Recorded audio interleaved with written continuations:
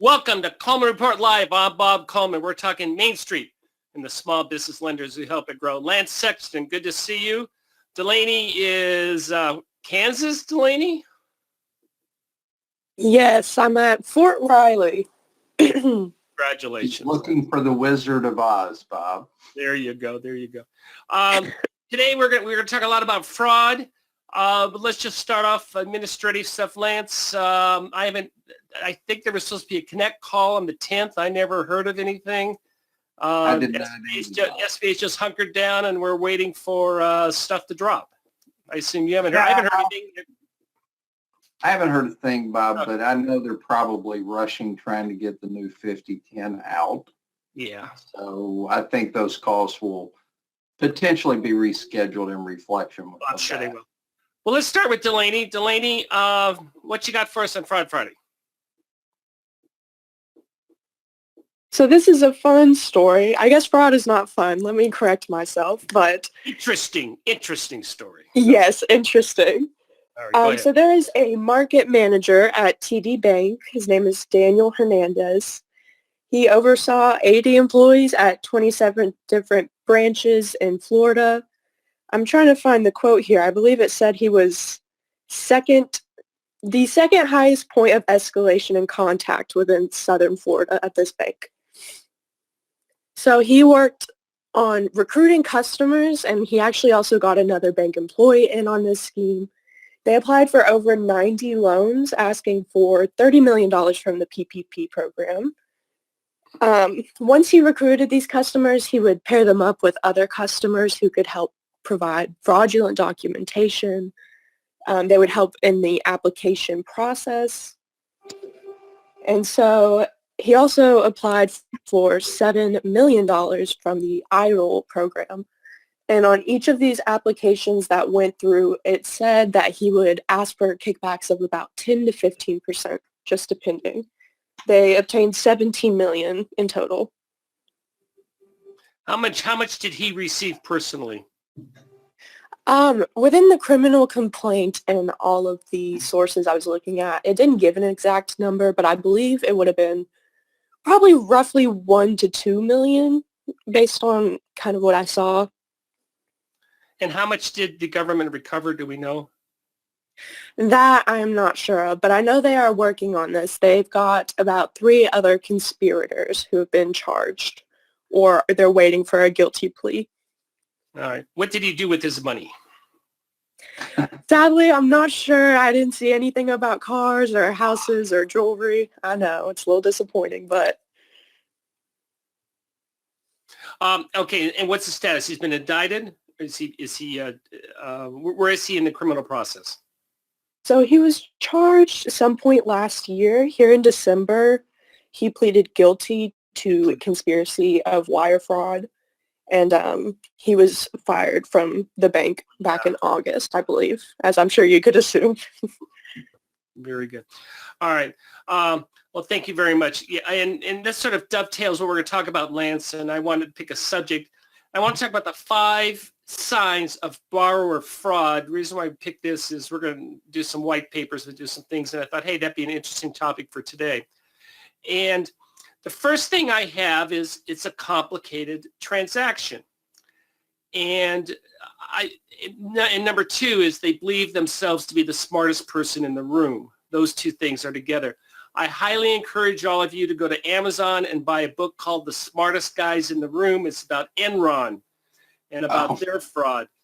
And those were the 2 common themes. They thought they were smarter than everyone else, smarter than their auditors, smarter than their regulators, smarter than the states. And you talk about complicated. They had thousands of corporations, Lance. And I'll throw that back to you. What do you think about those as the top 2? Well, Bob, anytime a loan transaction or a business plan is so complicated that you as a participant banker can't figure it out, that's something that requires a deeper dig. And when you've got a borrower that's not willing to listen, that does believe they know everything, that's also a big concern. But in my 30 plus years, Bob, anytime something, and I'm not saying that I know everything, although sometimes I might act like I do, but anytime something is more complicated than I can figure out, or I can bring in teammates to help me figure it out, Bob, it concerns me. And Absolutely. it does tend to give me an indication that this could be a fraudulent transaction. Now, the problem is we have CPAs who love to form corporations for their clients because they get greater fees. So I'm not talking about a company that they have something separate to hold real estate, and there's a family trust, and there may be a wholesale and a retail, and there may be 4 or 5 entities. That's a pain, but that's reasonable. I'm talking where you have 10 to 15 entities, specifically intercompany transactions. Once you have entities where you're selling to one another, and that's what the Enron scam was, that is difficult to figure out. And Lance, that's not our job as underwriters, is it? Well, and that's the whole, being an SBA lending there, for so many years, it was just a borrower. It was a LLC, S corp, C corp, but there was a borrower. And then the accountant started saying, hey, no, I want you to hold the real estate in a separate entity or hold it as an individual. So the concept of EPC OC came out, and that's okay. That's fine. And we can follow that. There's some tax advantages. But now, Bob, sometimes you see transactions where there are, 10 affiliates. And affiliates can be good and bad. When the affiliates, let's say you have a situation where there are 10 affiliates, but they're all in the same type of business, and they just chose to have a separate LLC or a separate corporation for each location. That's fine. But when you have affiliates that are in other types of businesses and there's a lot of intercompany transactions, not only does it greatly complicate underwriting on an SBA loan, but it also potentially could be an indicator that there could be issues with that loan application. There could potentially be fraud down the road. When you're faced with that situation, the easy response is to bundle it all up, get a hold of the CPA, say, I want a consolidated financial statement. You Absolutely. Do the work. I want you consolidated it all and get it back to me. Because you are not, if you try to do 10 separate spreads and try to reconcile those intercompany transactions, they're there for a reason. They're there to hide something, and you're not going to be able to figure it out. You don't have access to all the data. So just politely have them do it. Have the CFO do it. But I want a consolidated financial, and I want a consolidation of all the tax returns on one sheet. Go ahead. Well, that's, Bob, we haven't talked about this in a long time, but participant lenders can charge a packaging fee. And you always want to charge what's reasonable. And, if the fee is above $2,500, then you have to itemize it. But when you have a multi-affiliate SBA loan, it's very reasonable to charge a packaging fee of, say, $3,000, $4,000, $5,000 to account for the complication in the transaction itself, and you can justify it. Well, now my history major comes into play here. Watergate, follow the money, follow the cash. Where is the cash? You have a borrower who's presenting themselves that they're making a lot of money and they're doing great, but where's the cash? There's no cash, and that's a huge red flag. And we want to know where it is and how it gets there. I mean, how many times have you seen that, Lance? Hey, we're making hundreds and thousands of dollars, but we have no money in the bank. Well, and I probably shared this story the other day. If you grew up in Arkansas, of course, Walmart's a part of your life, and the Walton family has several of the wealthiest people in the world.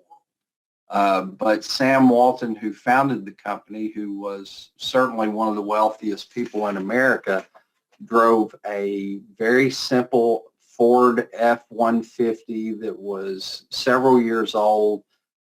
He never lived flashy. And the only reason I share that No air story, conditioning. No air conditioning. I yeah, understand. Yeah. yeah, absolutely. And the only reason I share that story, there was a lender that helped me when I was doing both SBA and commercial loans many years back, Bob, that told me when your borrower has the biggest and best truck, when they have the biggest and best boat, when they have an airplane, which was one of the topics, uh, those are all areas of concern.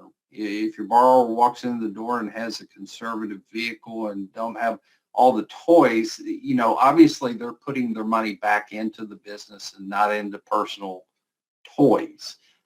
So, I mean, it's, you want to take a close look at how they live their life, not just how they operate their business, but how they live their life outside of that business. And that's what we call off-balance sheet items. And that is something an algorithm is not going to pick up. So, Oh, no, Bob. by the way, I understand, go ahead. I had $4 million worth of construction loans out to a home builder at one time, Bob. And this was a few years after or a couple years after this person told me, and he came in for an airplane loan. And I'm like, oh my gosh, here it comes. And certainly down the road, that borrower defaulted. So, yeah. By the way, I understand Mr. Walton did have a very nice house. Well, his house was relatively conservative. Now his children have nice homes. And they buy sports teams. Okay. There's always, number 4, there's always an exotic component. Yeah. There's celebrity. There's Hollywood, Bitcoin. Good Lord, look at the FTX fraud. If you want to talk about complicated and where's the money, and Lance, you're talking about lifestyle living, but there's something exotic out there. I get to travel the world. I have my offices in the Bahamas for tax reasons. There's something that is I deal in special diamond imports from Africa, or I have I have an oil sand exclusive from Alberta. It's something that muddies the water, and you can't verify it. You don't. I mean, it doesn't make sense to the story. And if something is look, you're all smart people. The bank would not give you the ability to give out their money, their shareholders' money. And if you can't understand what's going on, don't make the loan. Make it clear.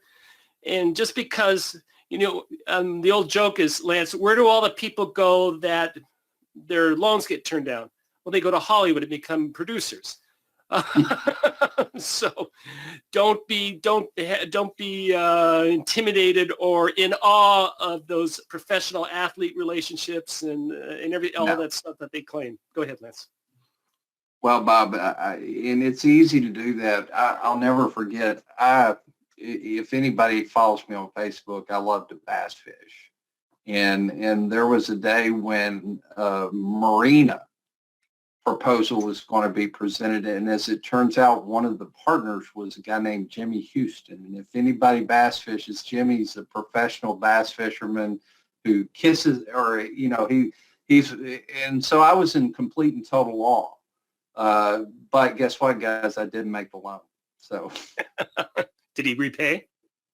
Oh, Jimmy would have, absolutely. Don't get me wrong, Jimmy was an awesome fisherman, but again, I've seen projects where there was that celebrity component, and you've got to just wipe that out of your mind and look at the balance sheet income statement. You cannot do that.